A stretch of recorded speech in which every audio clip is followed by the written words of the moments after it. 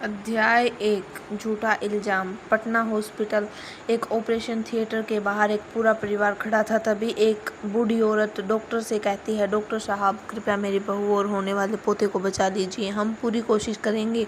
इतना कहकर डॉक्टर अंदर ऑपरेशन रूम में चला जाता है। तभी अचानक वहां पर एक लगभग 30 से 35 साल का आदमी भागते हुए आता है। क्या हुआ? वो अचानक सीढ़ियों से कैसे गिर गई? मैडम शर्मा ऑपरेटिंग रूम के बाहर खड़ी थी और उनके बूढ़े हाथ कांप रहे थे। यह पटना सिटी में क्रिसमस का समय था, लेकिन शर्मा परिवार में कोई खुशी नहीं थी। हर कोई ऑपरेटिंग रूम की लाल बत्ती की ओर चिंतित नजरों से देख रहा था। मनोज शर्मा, शर्मा गुप्त के मुखिया, एक गंभीर चेहरा बनाए अपने सामने खड़ी एक बच्ची की ओर सख्त निगाहों से देख रहे थे। वह एक 3 से 4 साल की लड़की थी। वह बहुत गोरी और सुंदर थी।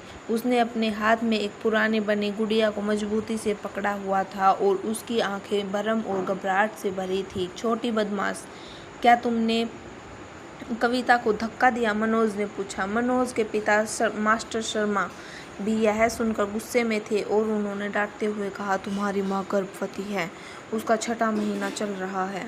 अगर उसके साथ कुछ भी हुआ तो मैं तुम्हें मार डालूंगा। लड़की की आंखों में आंसू आ गए। उसने होठ भींचे और डरते हुए कहा, मैंने उन्हें धक्का नहीं दिया।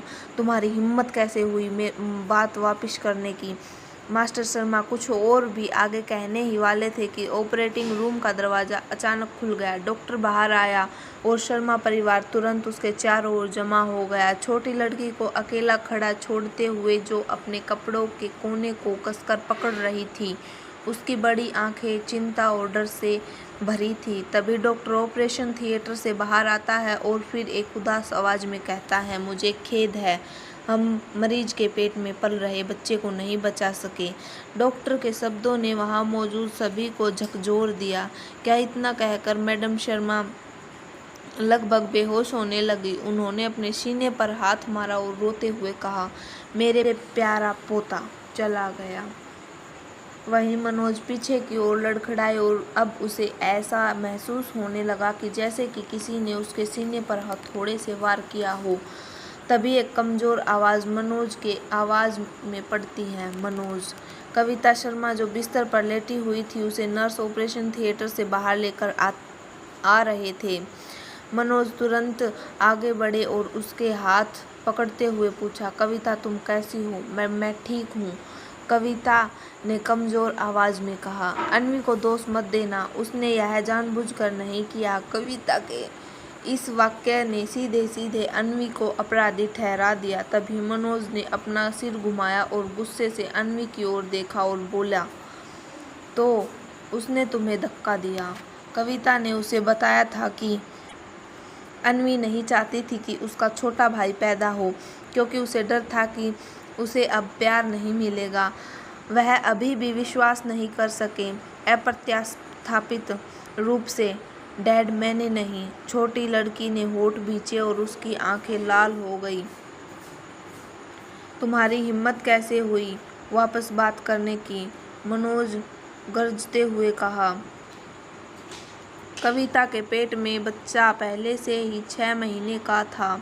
इस गर्भपात ने भारी रक्तस्राव का कारण बना दिया और वह 2 बार गंभीर स्थिति में आ चुकी है। वह ऑपरेटिंग रूम से बाहर आने के बाद सबसे पहले अन्वी को दोष न देने की बात कर रही थी, लेकिन यह छोटी बच्ची बदमाश अभी भी इसे मानने से इनकार कर रही थी। मनोज आगे बढ़े और उसकी कॉलर पकड़ ली, उसकी छोटी बॉडी को उठाते हुए, तुम छोटी बदमाश, तुमने मेरे बेटे को मार डाला। मैं कसम खाता हूँ कि मैं तुम्हें इसकी सजा दूंगा। इसके बाद मनोज ने उस छोटी लड़की को जोर से जमीन पर पटक दिया। लड़की दर्द से चिल्लाई और बुरी तरह गिर पड़ी। वहीं पास में खड़ा डॉक्टर मनोज के इस हरकत को देखकर गुस्से से चिल्लाया, मिस्टर शर्मा, यह अस्पताल है, आपका घर नहीं। डॉक्टर की बात सुनकर मनोज ने दांत पीसते हुए कहा, अस्पताल में मुझे यहाँ उसे मारने की अनुमति नहीं है। ठीक है, मैं उसे घर ले जाकर अच्छी तरह सजा दूंगा। इसके बाद मनोज ने सीधा अन्वी को उसके बालों से पकड़कर उठाया और अस्पताल से बाहर निकल गया। सर्दियों का मौसम था। हवा ठंडी और ज़्यादा बेरहम थी। अन्वी कार की पिछली सीट में सिमट गई। उसका छोटा शरीर कांप रहा था और उसका चेहरा डर से भरा था। जल्द ही कार ने शर्मा विला के पेशियर में प्रवेश किया। जैसे ही वे शर्मा परिवार के महल तक पहुंचे, मनोज ने अन्वी को कार से बाहर निकाला और उसे आंगन में फेंक दिया। उसके बाद उसने एक छड़ी को उठाया, अन्वी के शरीर पर बार बार प्रहार करना शुरू कर दिया। तुम छोटी घटिया लड़की, तुम और तुम्हारी माँ दोनों ही अभागिन हो। तुम दोनों के लिए सिर्फ हानि लेकर आई हो। मैं तुम्हें मार डालूंगा, मैं तुम्हें मार डालूंगा। इतना कहकर मनोज अन्वी को मारने जा रहा था। अन्वी ने दांत भींच लिए और कोई आवाज़ नहीं निकाली। तभी मनोज ने उसे इतनी ज़ोर से मारा कि उन्हें यह भी पता नहीं चला कि उसका फ़ोन गिर गया। वह तभी रुका जब उसने देखा कि अन्वी ज़मीन पर गिरी हुई है और बड़ी मुश्किल से सांस ले रही है। अब यहाँ घुटनों के बल खड़ी रहो, अपने पापों का पश्चाताप करो। जब तक कविता अस्पताल से डिस्चार्ज नहीं होती, तुम यहाँ से उठना नहीं है। मनोज इतना कहकर छड़ी को फेंकते हुए अन्वी पर थूका और जाने के लिए मुड़ गया। शर्मा परिवार पहले से ही अस्त व्यस्त था। यह छोटी बदमाश अभी भी इतनी बड़ी मुश्किल पैदा कर रही थी कि उसने अपने प्यारे बेटे को मार दिया था, जिसका वह 6 महीने से इंतजार कर रहा था। अस्पताल के मामले को निपटाने के बाद उन्हें कंपनी की समस्या को लेकर समाधान करने के लिए किसी से मदद मांगनी थी, अन्यथा न केवल कंपनी दिवालिया हो जाएगी बल्कि वह भारी कर्ज में भी डूब जाएंगे। इस गड़बड़ी के बारे में सोचकर यह अन्वी को मार डालने के लिए उतावला हो रहा था। वह अभागिन वास्तव में उनके परिवार के लिए दुर्भाग्य लेकर आई थी। मनोज के जाने के बाद अन्वी जमीन में लेट गई और एक खून की एक घूंट थूकी। उसके हाथ में छोटी बनी गुड़िया और भी फटी हुई थी। उसने इसे कसकर पकड़ा और केवल महसूस किया कि वह मरने वाली है। क्या वह अब अपनी माँ से मिलने जा सकती है? अन्वी अपने मन में कहती है। वह अपनी माँ को बताना चाहती थी कि उसने सच में अपनी सौतेली माँ को धक्का नहीं दिया था। कोई क्यों नहीं उस पर विश्वास कर रहा था। अन्वी धीरे से बेहोश हो गई। जब वह बेहोशी में थी तो अचानक उसके कानों में एक आवाज़ आई, अन्वी, जल्दी अपने अंकल को मदद के लिए बुलाओ। तुम्हारे छोटे अंकल का नंबर 98524 है, बुलाओ।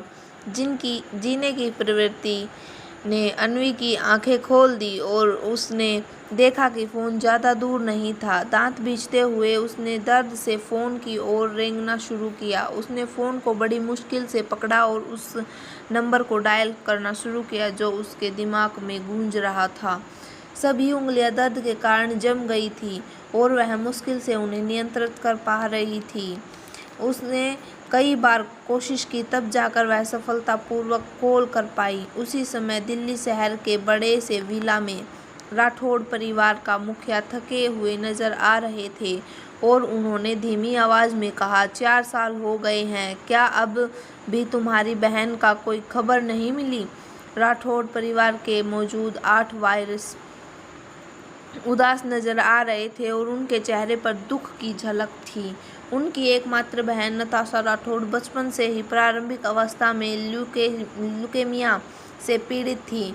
वहाँ पूरे परिवार के देखभाल और प्यार में 20 साल की हो गई थी। उनका परिवार सभी प्रकार के इलाज किए गए थे, जिनमें रक्त संक्रमण रोधी उपचार, बोन मेरो ट्रांसप्लांट आदि शामिल थे, लेकिन उसकी हालात खराब होती जा रही थी और यह उसकी याददाश्त को भी प्रभावित करने लगी थी।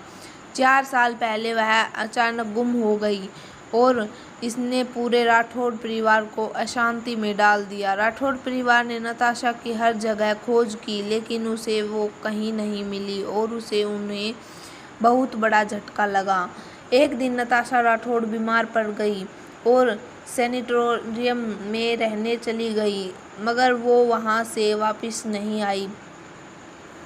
अपनी बेटी के गायब हो जाने के कारण राठीद परिवार के मुखिया की ऐसा लगने लगा जैसे वह अचानक 10 साल बड़े हो गए हों। युवा राठौड़ भी उदास थे और केवल पछतावे में आत्मभर्त्सना। तभी अचानक वहाँ मौजूद किसी का फ़ोन बज उठता है और फिर जैसे ही वो फ़ोन उठाता है दूसरी तरफ से आवाज़ आती है, क्या मेरे आप चाचा हैं? आखिर किसका फ़ोन आया है राठौड़ परिवार को? क्या राठौड़ परिवार देश का सबसे बड़ा और सबसे शक्तिशाली परिवार का क्या अन्वी के साथ कोई रिश्ता है? जानने के लिए बने रहिए हमारे साथ। अध्याय 2 पटना सिटी। छोटी लड़की की आवाज़ बहुत कमज़ोर थी। उसमें एक अजीब सी शून्यता थी, जैसे उसमें कोई भावनात्मक उतार चढ़ाव नहीं था। जब राठौड़ परिवार के सदस्य स्तब्ध थे, उसने बात जारी रखी, मैं अन्वी हूँ। मेरी माँ नताशा राठौड़ है। क्या आप मेरे अंकल हैं? जैसे ही अन्वी ने यह कहा, राठौड़ परिवार के मीटिंग में मौजूद सभी लोगों के चेहरे का रंग बदल गया और करण का हाथ जो फ़ोन पकड़ रहा था कांपने लगा। तभी करण कहता है, इस लड़की में क्या है? क्या कहा? उसकी माँ नताशा थी। क्या यह नताशा की बेटी है? राठौड़ परिवार के सदस्य इतने हक्के बक्के रह गए थे कि वे आगे एक भी शब्द नहीं बोल पाए, मानो उनके गले में कुछ अटक गया हो। तभी फोन से दोबारा आवाज़ आती है, अंकल मुझे दर्द हो रहा है, बहुत ठंड है। पापा ने मुझे आंगन में घुटनों के बल खड़ा कर दिया। मैं मर रही हूँ। क्या आप मुझे बचा सकते हैं? मैंने सच में माँ को धक्का नहीं दिया। अन्वी की कमज़ोर हो चुकी आवाज़ अचानक रुक गई। अब फ़ोन की दूसरी तरफ से बस हवा चलने की आवाज़ आ रही थी। करण जो होश में आया अचानक अपना आपा खो बैठा और चिल्लाया, हेलो अन्वी, तुम कहाँ हो? तुम कहाँ हो? क्या हुआ तुम्हें? मैं तुम्हें अभी बचाने आ रहा हूँ। मगर दूसरी तरफ से कोई प्रतिक्रिया नहीं आई। तभी विक्रांत राठौड़, करण के पिता और राठौड़ परिवार के मुखिया अन्वी की बात सुन पूरी तरह घबरा जाते हैं। फिर वह कांपते हुए खड़े हो गए और चिल्लाए, जल्दी करो, इस नंबर की लोकेशन पता करो, अभी एक पता दो। राठौड़ परिवार के सभी युवा सदस्य तेजी से हरकत में आए। वे बहुत उत्साहित थे। 2 मिनट के अंदर एक आदमी भागते हुए कमरे में आया और विक्रांत राठौड़ के सामने झुकते हुए कहा, मास्टर, यह नंबर पटना शहर में मौजूद किसी शर्मा परिवार से आया है। उस आदमी की बात सुनते ही विक्रांत राठौड़ अपनी रोबीली आवाज़ में कहते हैं, रेडी द जेट। उसके बाद अचानक से उस कमरे में मौजूद सारे लोग अपनी जगह से उठते हैं और सीधे अपने प्राइवेट एयरपोर्ट की ओर बढ़ जाते हैं। 1 घंटे के अंदर राठौड़ परिवार का प्लेन पटना एयरपोर्ट पर लैंड करता है। जल्द ही लग्जरी कारों का काफिला पटना में शर्मा परिवार के घर की तरफ बढ़ता है। वह फ़ोन के दूसरी तरफ अन्वी बेहोश हो गई थी और फ़ोन ज़मीन में गिर गया। तभी मनोज, जो अपना फ़ोन ढूंढने के लिए बाहर आया था, उसने देखा कि अन्वी अपनी आंखें बंद किए हुए स्थिर पड़ी है, जिसके कारण उसने उसे एक ज़ोर से लात मारी। जब मनोज की कोई प्रतिक्रिया नहीं मिली तो उसने हंसते हुए कहा, अच्छा हुआ कि यह डायन की बच्ची मर गई। 4 साल पहले मनोज ने एक फटेहाल महिला को देखा जो बहुत सुंदर थी और उसने उसे अपने घर में ले लिया। वह उससे प्यार करने लगा और उसकी परवाह करने लगा। हालांकि वह महिला अजीब थी, लेकिन उसे कोई फर्क नहीं पड़ा।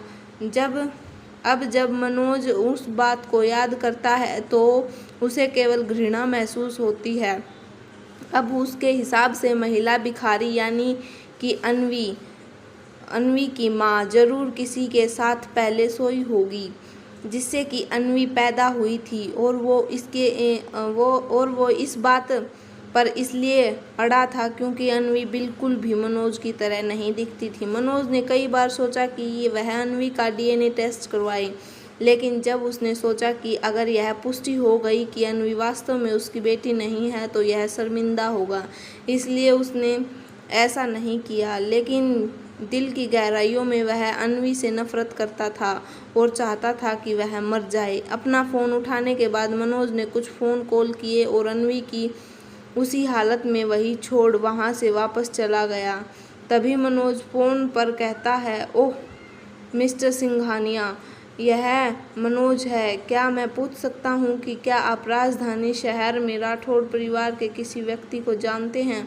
पर उधर से कोई जवाब नहीं आता, जिसके बाद मुकेश दूसरा कॉल लगाता है। मेरी क्रिसमस मिस्टर राहुल, मेरी कंपनी मुसीबत में है। मैं चाहता हूं कि राठौड़ परिवार राजधानी शहर में निवेश करके मेरी मदद करे। क्या आप वहां कुछ संपर्क है? आंगन में हवा तेज थी और हल्की हल्की बारिश की बूंदें गिर रही थी, जिसके कारण आसमान में धीरे धीरे अंधेरा होने लगा था। अन्वी फर्श में पड़ी रही और उसके दिमाग में उलझन थी।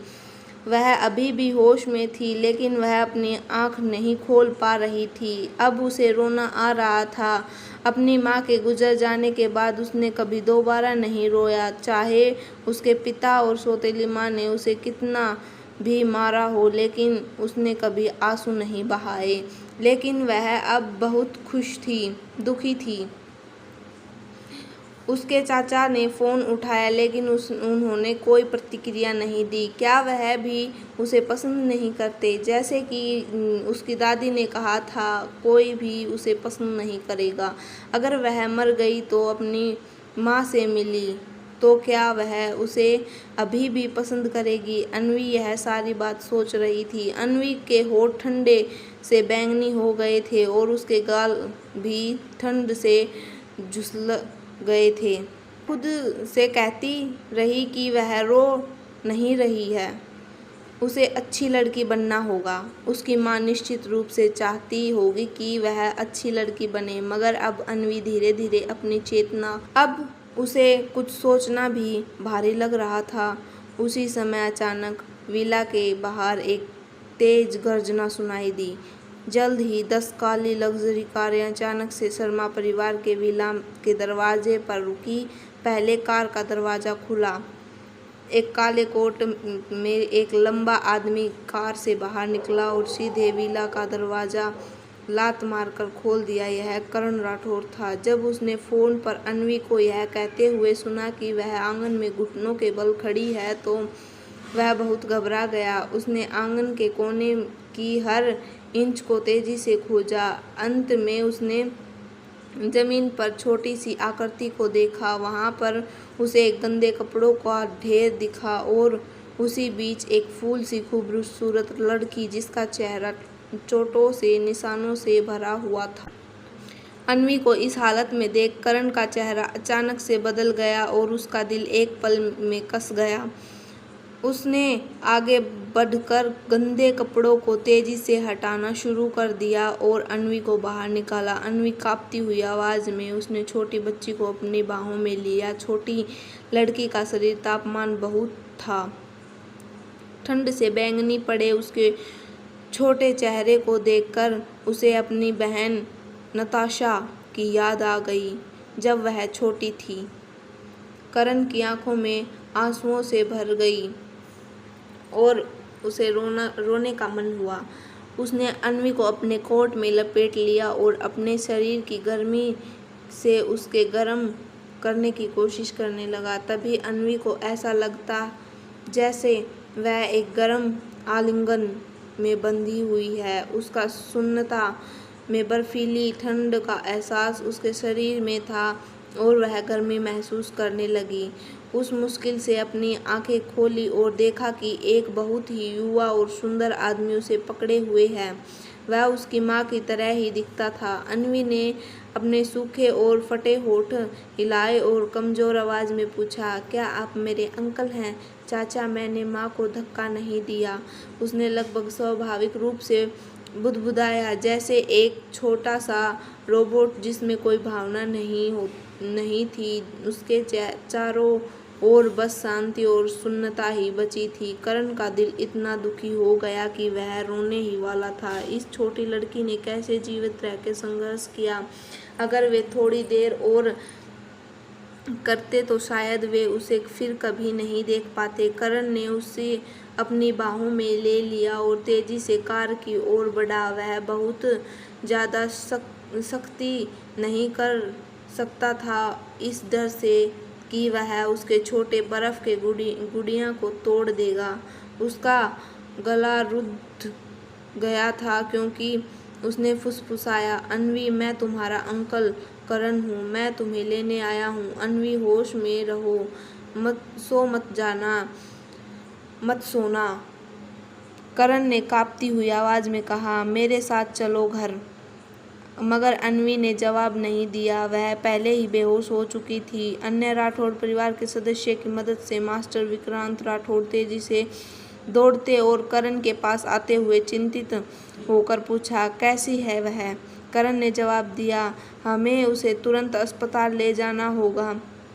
तभी राठौड़ परिवार का एक और बेटा समर चिल्लाया, कार में बैठो। राठौड़ परिवार के सदस्य इतने बेचैन थे कि उसके दिल उनके मुंह तक आ गए थे। वे कार में बैठकर अस्पताल जाने के लिए तैयार हो गए। वही विला में मनोज, जो गार्ड से सूचना मिलने पर नीचे आया, बहुत खुश दिख रहा था। गार्ड ने बताया कि राजधानी शहर से राठौड़ परिवार के लोग आए हैं, लेकिन वह विश्वास नहीं कर पाया। फिर उसने कारों के हॉर्न की आवाज़ सुनी और बालकनी से देखा तो उसे वास्तव में कई लग्जरी कारें अपने घर के बाहर दिखाई दी। क्या अन्वी बच पाएगी?